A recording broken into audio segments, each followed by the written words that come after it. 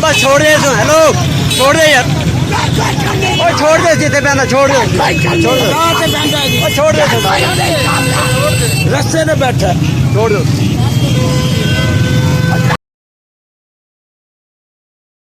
ऐसा नहीं कह रहे कि इनसे कोई हमारी दुश्मनी है या खुदा न खास्ता कोई ऐसी बात है, लेकिन इंतज़ामिया की ये जिम्मेदारी है कि ईद का मौका है और पूरा रास्ता जो है रोक दिया गया। और पूरे शहर में आप देखेंगे तो पेशावर बेकारी जो है उन्होंने अपनी पूरे तरीके से कब्ज़ा किया हुआ है। हर बाज़ार में जहाँ पे भी जाएंगे, जहाँ इनको समझ आती है कि ये रश वाली जगह है, यहाँ पे रश ज़्यादा होगा, वहाँ पे इन्होंने अपने ठिये लगाए हुए हैं।